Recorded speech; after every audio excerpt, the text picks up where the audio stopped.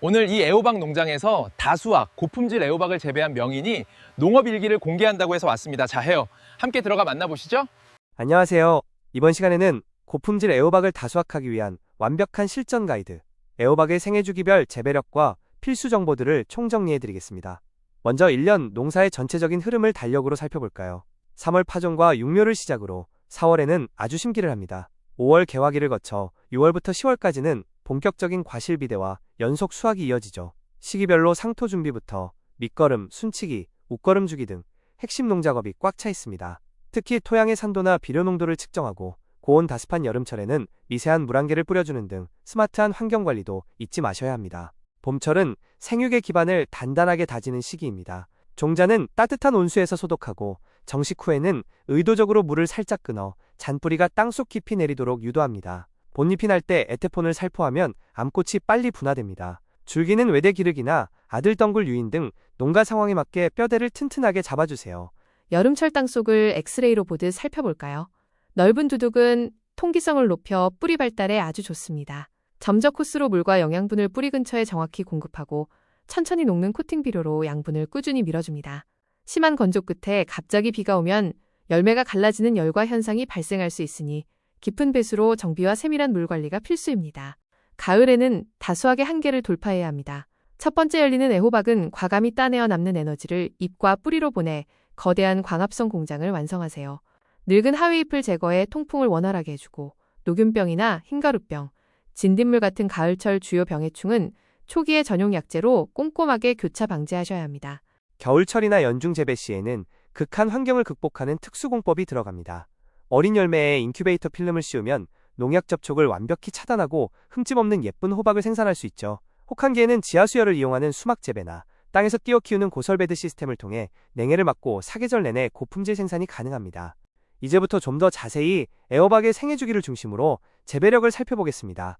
고품질 애호박 재배를 든든하게 받쳐주는 세 가지 생리적 특성을 꼭 이해하셔야 합니다. 첫째, 흰가루병의 호박은 빛을 굉장히 탐하는 작물이라 늙은 잎을 솎아내어 생애주기에 맞춘 정밀한 타격 시비로 연속착과 뿌리가 땅 표면에 얕게 뻗는 특성이 있어 친환경 방제와 염류의 취약함으로 토양 문제와 병해충을 사전에 예방하는 환경 제어입니다. 비료를 블랙홀처럼 빨아들여 흙 속에 염분이 쉽게 쌓이므로 연작 장애에 각별히 주의해야 합니다.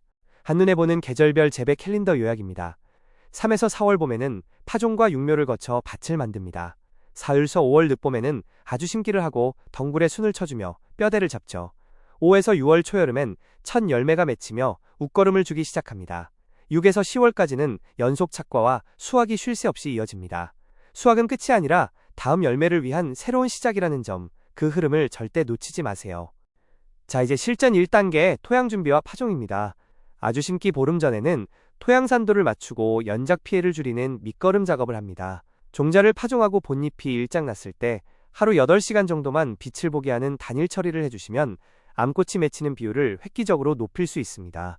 이때 잔록병을 억제하고 세포벽을 강화하는 유익균과 칼슘을 관주해주시면 더욱 튼튼한 모종이 됩니다. 밭 만들기 설계도를 보실까요? 뿌리가 얕은 애호박에 최적화되도록 일반 밭보다 두둑을 25에서 30cm로 높게 만들고 윗폭도 넓게 잡아 과습을 막고 산소 공급을 원활하게 해줍니다. 정식 15일 전에는 유기물과 아미노산, 토양 미생물을 활성화하는 솔루션 자재들을 흙과 골고루 섞어 통기성과 초기 뿌리 내림을 극대화합니다.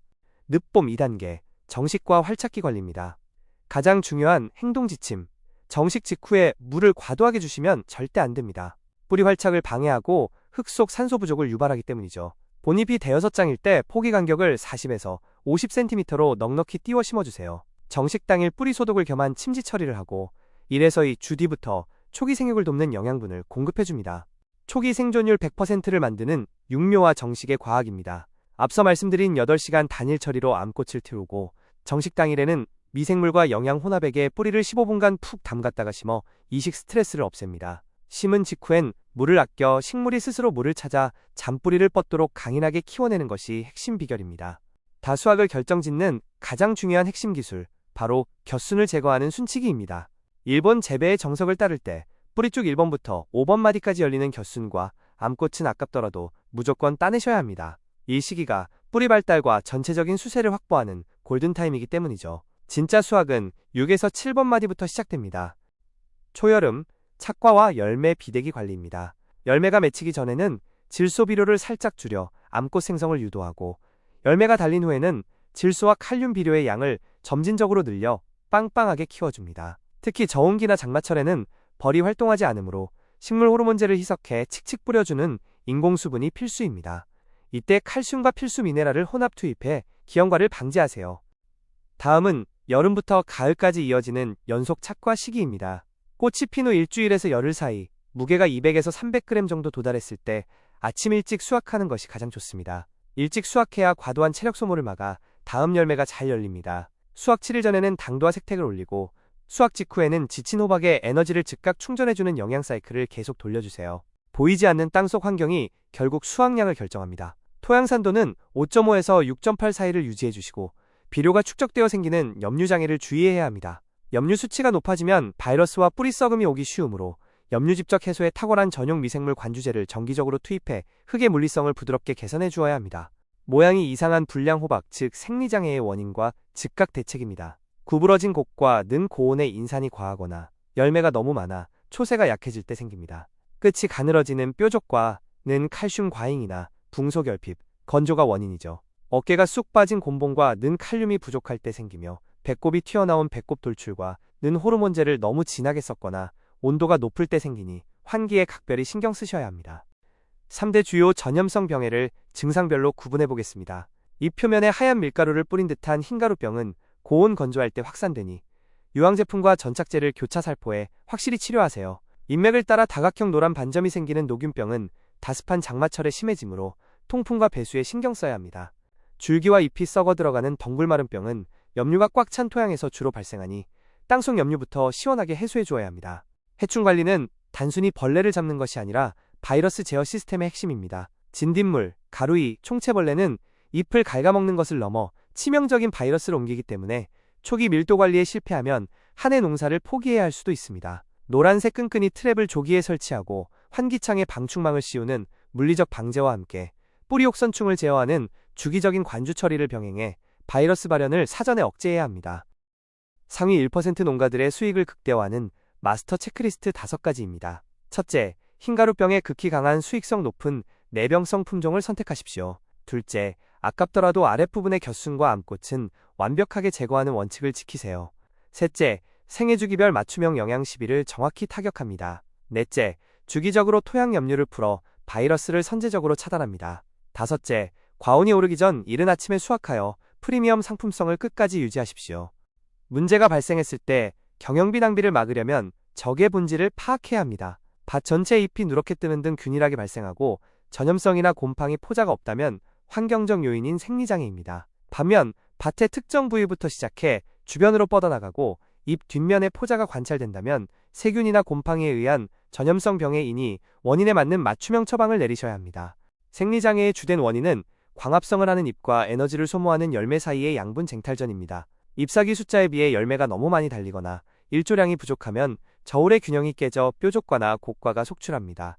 이럴 땐 지체 없이 불량 호박을 솎아내는 조기적과를 통해 남아있는 건강한 열매로 잉여 양분이 집중되도록 에너지를 조절해주세요. 다수하게 숨겨진 비밀, 조기적과를 통한 성장 흐름의 변화입니다.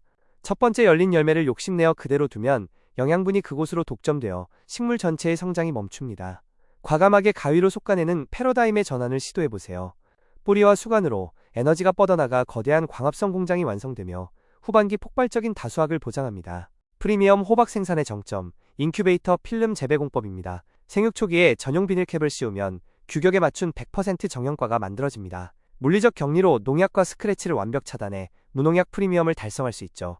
자체 기체 변형으로 수분 증발을 억제해 저장성이 극대화되어 일반 관행 재배 대비 높은 경매가와 수출 규격을 달성할 수 있습니다. 수확 후 관리와 포장 위생 프로세스입니다. 첫째, 흙 속의 부패균이 침투하지 못하도록 과실을 띄워 토양과 물리적으로 격리하세요. 둘째, 열매 쪽에 직사광선이 부드럽게 유입되도록 잎을 조절해 과피 색상과 당도를 끌어올립니다. 셋째, 절단면을 통한 2차 감염을 막기 위해 반드시 맑은 날 수확하고 표면을 신속하게 건조해 최상의 저장성을 확보합니다.